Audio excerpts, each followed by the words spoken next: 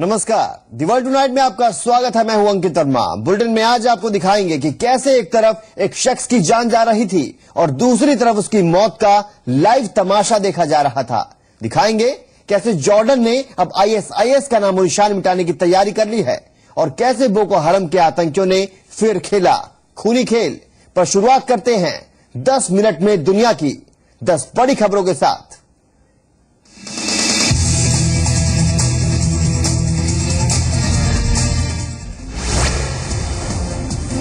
भारत दौरे पर आए फ्रांस के विदेश मंत्री लॉरेंट फेबियस ने आज दिल्ली में विदेश मंत्री सुषमा स्वराज से मुलाकात की। दोनों नेताओं ने फ्रांस और भारत के बीच मजबूत संबंध बनाने और द्विपक्षीय मुद्दों पर बात की। इस दौरान प्रधानमंत्री नरेंद्र मोदी की प्रस्तावित फ्रांस यात्रा को लेकर भी चर्चा हुई। माना जा रहा है कि पीएम मोदी इस साल फ्रांस का दौरा कर सकते हैं। मुलाकात के दौरान भारत में फ्रांस के राजदूत और भारतीय विदेश सचिव एस जयशंकर भी मौजूद थे। फ्रांस के विदेश मंत्री की इस मुलाकात को इसलिए अहम माना जा रहा है क्योंकि फ्रांस की नजरें भारत के सैन्य और परमाणु क्षेत्र से जुड़े समझौतों पर लगी हैं। यूरोपीय देशों की बात की जाए तो फ्रांस भारत का पुराना और करीबी मित्र देश रहा है। फ्रांस के विदेश मंत्री लॉरेंट फेबियस 15वीं DSGS यानी दिल्ली सस्टेनेबल डेवलपमेंट समिट में हिस्सा लेने के लिए दिल्ली में मौजूद थे। जॉर्डन ने अपने अगवा पायलट की हत्या के बदले में 2 आतंकियों को फांसी दे दी है। इनमें वो महिला आतंकी साजिदा भी शामिल है जिसकी रिहाई की मांग आईएसआईएस कर रहा था। इससे पहले आईएसआईएस ने जॉर्डन के अगवा 26 साल के पायलट को जिंदा जलाकर मार डाला था। आईएसआईएस ने जिंदा जलाने का एक वीडियो भी रिलीज किया है। जॉर्डन के पायलट को आईएसआईएस के आतंकियों ने दिसंबर में अगवा किया था। पायलट अल कासाबे आईएसआईएस आतंकियों पर हमले के इरादे से गया था जब उसका विमान क्रैश हो गया। पायलट का लड़ाकू विमान सीरिया के जिस इलाके में क्रैश हुआ था उस पर आईएसआईएस का कब्जा है। पहले आईएसआईएस ने पायलट की रिहाई के बदले एक महिला आतंकी साजिदा अल रिशावी की रिहाई की मांग की थी। जॉर्डन सरकार महिला आतंकी को छोड़ने के लिए तैयार थी, लेकिन वो अपने पायलट के जिंदा होने का सबूत मांग रही थी। आईएसआईएस के आतंकी इससे पहले भी 2 जापानी नागरिकों का सर कलम कर चुके हैं, जबकि 2014 में भी कई विदेशी नागरिकों को मारा गया है। नाइजीरिया के आतंकी संगठन बोको हरम ने फिर से खूनी खेल खेला है। बोको हरम के आतंकियों ने इस बार नाइजीरिया की सीमा से सटे अफ्रीकी देश कैमरून में 70 से ज्यादा लोगों की हत्या कर दी। स्थानीय अधिकारियों के मुताबिक आतंकियों ने कई घरों पर हमला किया, जबकि कुछ को आग के हवाले कर दिया। इतना ही नहीं, आतंकियों ने कई लोगों की गला रेतकर हत्या भी की।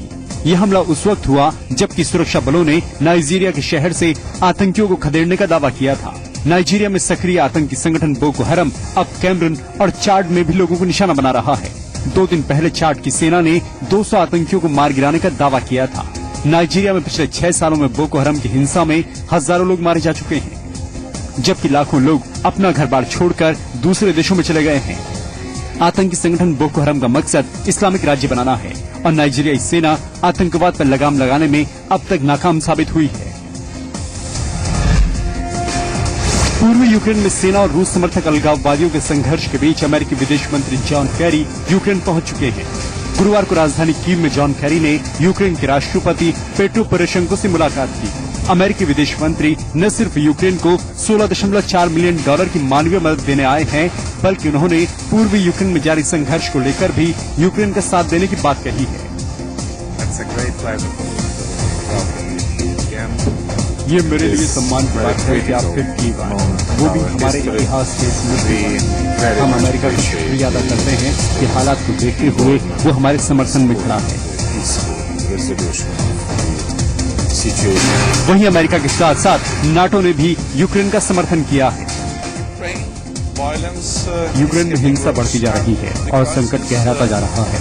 रूस लगातार अंतर्राष्ट्रीय नियमों की अनदेखी कर रहा है और विद्रोहियों को आधुनिक हथियार, ट्रेनिंग और सैनिक मुहैया करवा रहा है।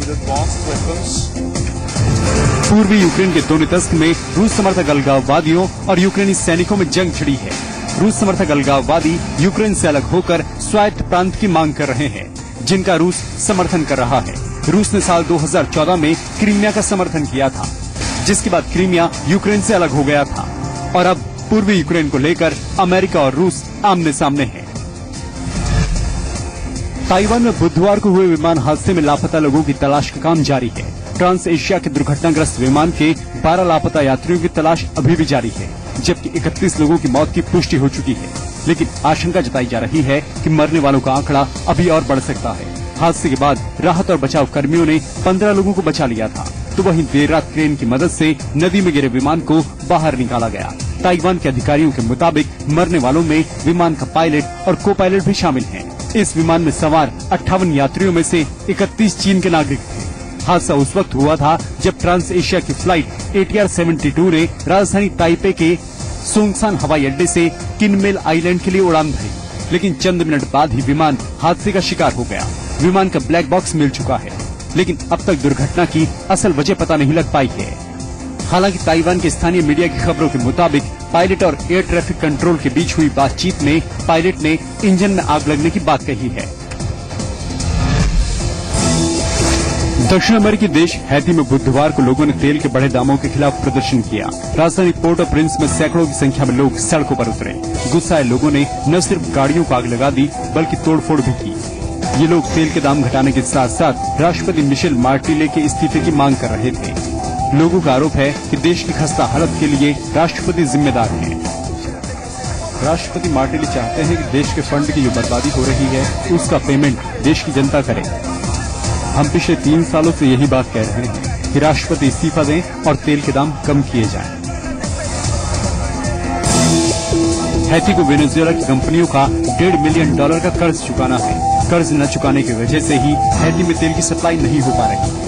लोगों का कहना है कि ऐसे वक्त में जबकि पूरी दुनिया में तेल के दाम में कमी आई है, उनका देश मुश्किल से जूझ रहा है। आर्थिक संकट के साथ ही हैती राजनीतिक संकट से भी जूझ रहा है।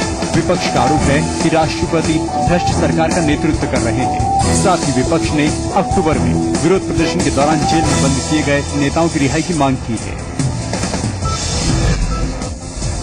अमेरिका का एक बड़ा हिस्सा अब भी बर्फीले तूफान की चपेट में है। खासकर शिकागो शहर पर बर्फबारी की जबरदस्त मार पड़ी है। अमेरिकी मौसम विभाग के मुताबिक पिछले 3 दिनों में 60 सेंटीमीटर बर्फ गिर चुकी है। पिछले करीब 1 हफ्ते से शिकागो में बर्फबारी हो रही है। बर्फ गिरने की वजह से सड़कों पर चलना मुश्किल हो गया है। सैकड़ों कर्मचारी सड़कों की बर्फ हटाने में लगे हैं। शिकागो में बर्फबारी की वजह से अब तक 13 लोगों की मौत हो गई है। 1 फरवरी को न्यूयॉर्क और शिकागो समेत उत्तरी अमेरिका की 6,800 फ्लाइट्स रद्द कर दी गई थी।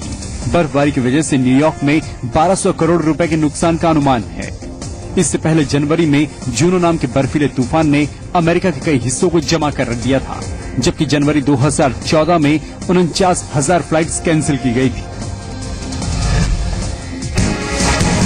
अमेरिकी नौसेना के वैज्ञानिकों ने एक ऐसे रोबोट के बारे में बताया है जो पूरी तरह से तैयार होने पर शिप पर आग लगने जैसी घटनाओं से निपटने में मददगार साबित होगा। इस रोबोट के बारे में एक वीडियो जारी किया गया है, जिसमें दिखाया गया है कि आग लगने के वक्त ये रोबोट किस तरह से काम करेगा।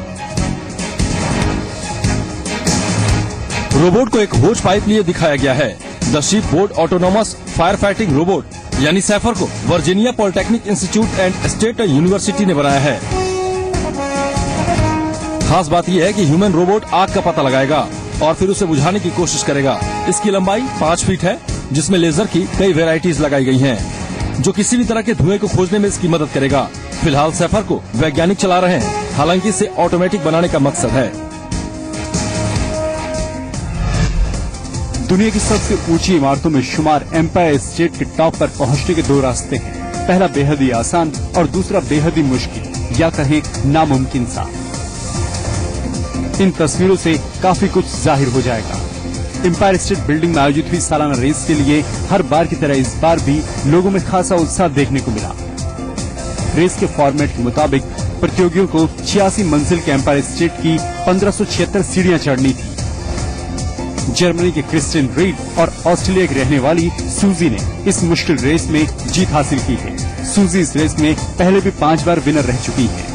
इस बार उन्होंने इस रेस को 12 मिनट 30 सेकंड में पूरा करने का रिकॉर्ड कायम किया है। आपको बता दें कि इस रेस में 220 लोगों ने हिस्सा लिया, जिसमें पिछले साल के चैंपियंस भी शामिल थे।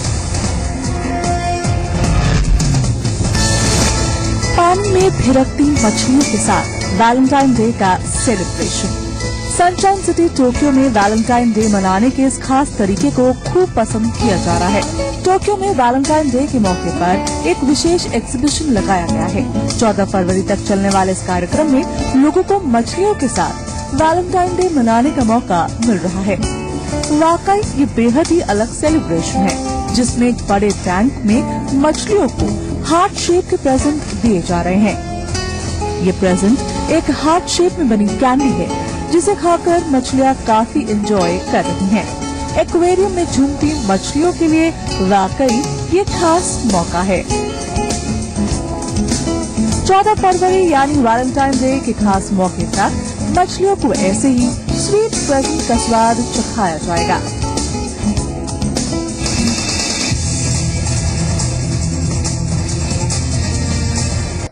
पाकिस्तान ने हर साल की तरह इस बार भी 5 फरवरी को कश्मीर एकजुटता दिवस मनाया और इस मौके पर प्रधानमंत्री नवाज शरीफ ने कश्मीर को अपने देश के लिए गले की नस की तरह महत्वपूर्ण मुद्दा बताया।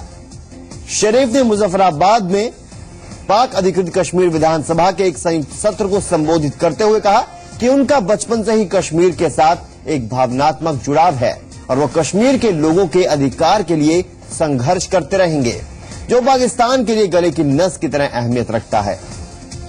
शरीफ ने कश्मीर एकजुटता दिवस के मौके पर कहा कि दक्षिण एशिया में शांति सिर्फ कश्मीर मुद्दे के हल से ही संभव है और इस क्षेत्र में 150 करोड़ लोगों का भविष्य कश्मीर मुद्दे से जुड़ा हुआ है। तो गले की नस की तरह कश्मीर भी अहम, ये कहना है नवाज शरीफ का। नवाज शरीफ ने हर साल की तरह इस बार भी 5 फरवरी को कश्मीर एकजुटता दिवस मनाया और इस मौके पर प्रधानमंत्री नवाज शरीफ ने कश्मीर को अपने देश के लिए गले की नस की तरह महत्वपूर्ण मुद्दा बताया। शरीफ ने मुजफ्फराबाद में पाक अधिकृत कश्मीर विधानसभा के एक संयुक्त सत्र को संबोधित करते हुए कहा कि उनका बचपन से ही कश्मीर के साथ भावनात्मक जुड़ाव है।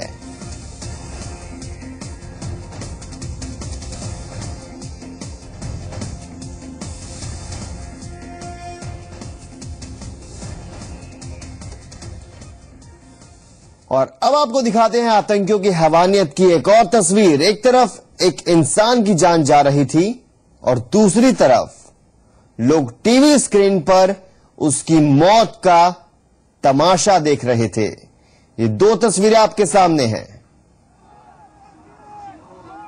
एक तरफ एक शख्स को जिंदा जलाया जा रहा था, दूसरी तरफ उसकी मौत का तमाशा दिखाया जा रहा था।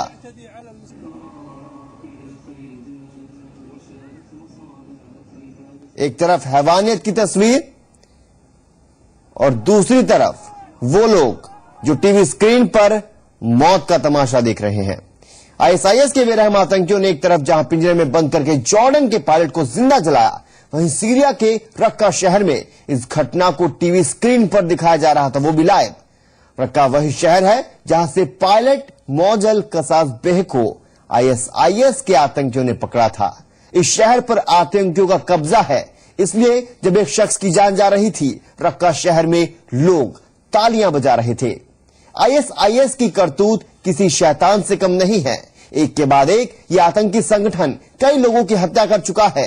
कभी लोगों को गोली मार दी जाती है तो कभी सिर कलम कर दिया जाता है।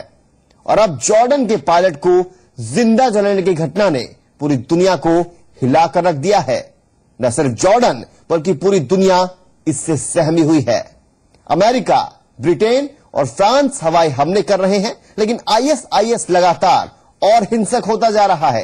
पर अब जॉर्डन के किंग अब्दुल्ला ने इस खूंखार संगठन से बदला लेने की ठान ली है।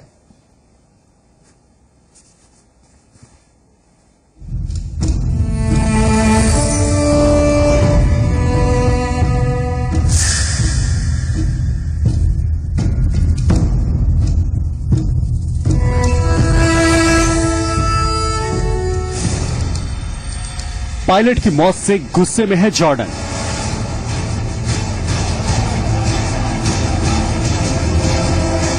दो आतंकियों को दी फांसी, अब आईएसआईएस की है बारी। जॉर्डन के किंग ने खाई है कसम।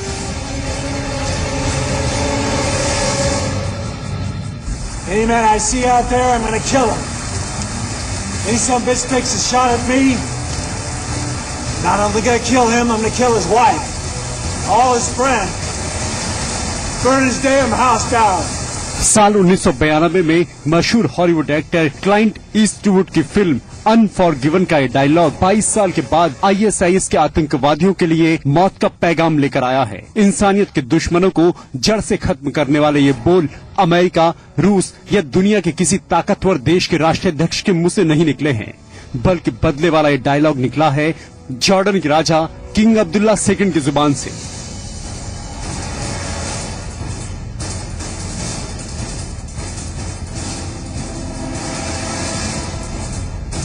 जॉर्डन अभी बदले की आग में झुलस रहा है।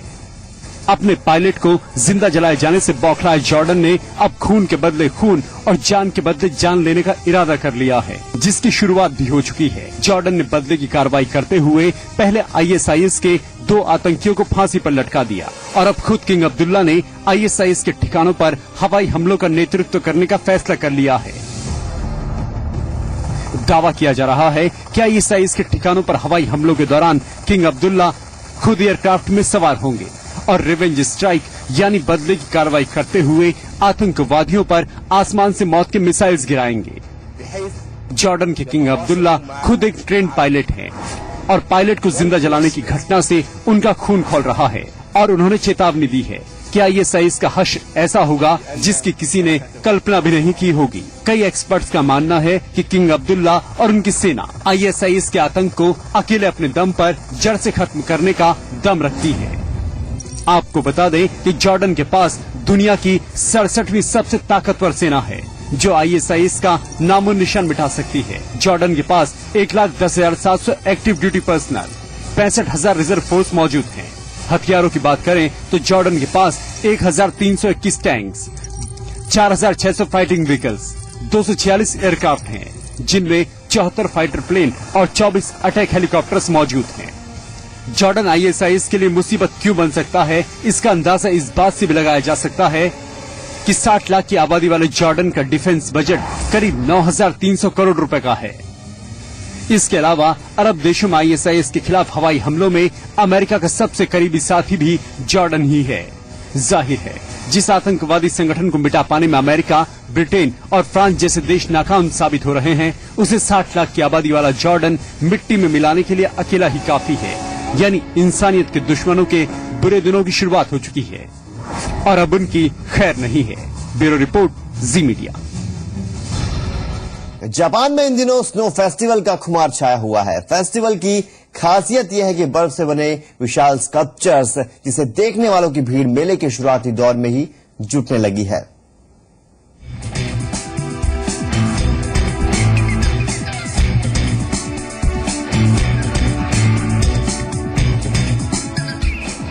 बर्फ से बनी सफेद इमारतें, बेहतरीन स्कल्पचर की कलाकारी और हजारों की तादाद में दर्शक। जापान में इन दिनों स्नो फेस्टिवल की तस्वीर वाकई जन्नत जैसा एहसास करा रही है। यहाँ पहुंचकर ऐसा लगता है कि मानो किसी बर्फीले शहर में कदम रख दिया हो। बर्फ से नहाए इस फेस्टिवल की खास बात यहाँ बने खूबसूरत सफेद स्कल्पचर हैं, जिसे इस बार स्नो स्टॉर्म की थीम पर बनाया गया है। बेहतरीन कलाकारी से भरपूर इस स्कल्पचर को बनाने में 400 लोगों की मेहनत लगी है। इस स्टैचू के लिए 3,500 टन बर्फ का इस्तेमाल किया गया। 15 मीटर के बीच फैले इस स्कल्पचर की ऊंचाई 39 फीट है। 66 सालों से आयोजित हो रहे इस फेस्टिवल में पहली बार इतना विशाल स्कल्पचर क्रिएट किया गया है, जिसे देखने के लिए हजारों की तादाद में सैलानी जुटने लगे हैं।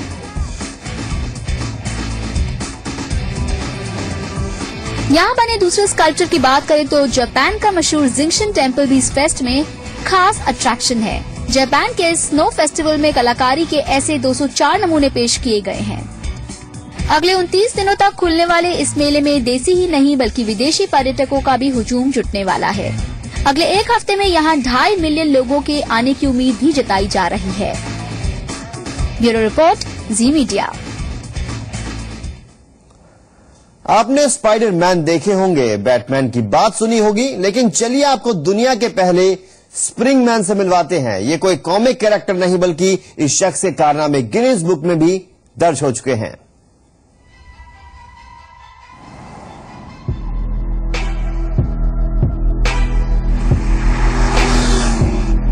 जो आपकी आंखों को दिख रहा है वो किसी कैमरे या एडिटिंग का कमाल नहीं है। ये जंपिंग मैन रियल स्टंट कर रहा है।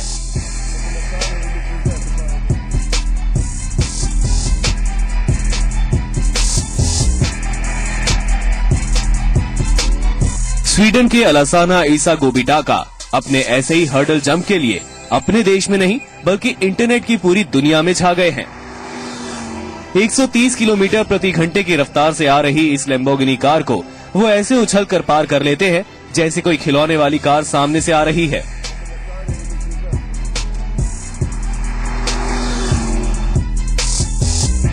गोबिटाका ने स्टॉकहोम में तेजी से आती 2 मोटरसाइकिल को भी पार करने का कारनामा किया।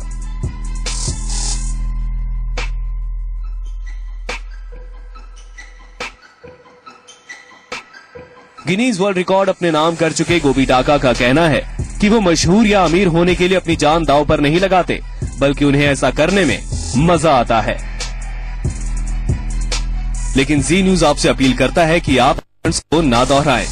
रितेश्वर, जी मीडिया। मलेशिया में इन दिनों दक्षिण भारत के त्योहार थाईपुसम की धूम मची है।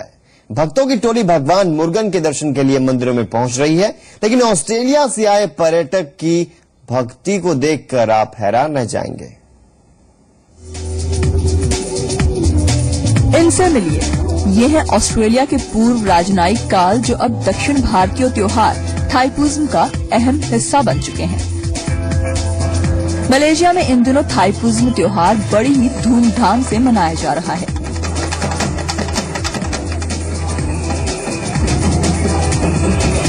काल इस त्योहार को पूरी शिद्दत के साथ सेलिब्रेट करते हैं।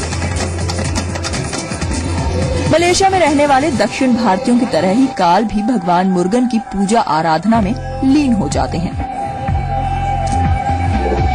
तस्वीरें आपके सामने हैं कि कैसे काल अपनी जीभ और गालों पर पियर्सिंग करवा रहे हैं, जो थाईपुसम की पूजा का एक अहम नियम है।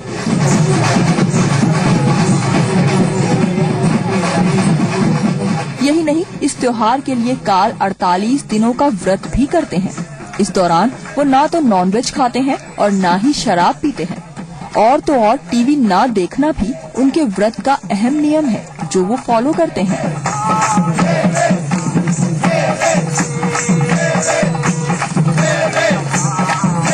64 साल के काल मलेशिया में आयोजित हर उस हिंदू त्योहार का हिस्सा बनते हैं जो यहाँ बड़ी ही धूमधाम से मनाया जाता है।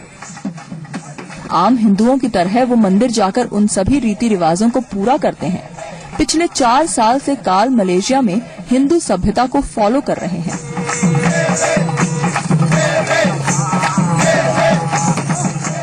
काल पहले ऐसे विदेशी हैं जिन्होंने थाईपुसम फेस्ट में जुलूस के दौरान केवड़ी डांस फॉर्म को बड़ी ही आसानी से कर लिया।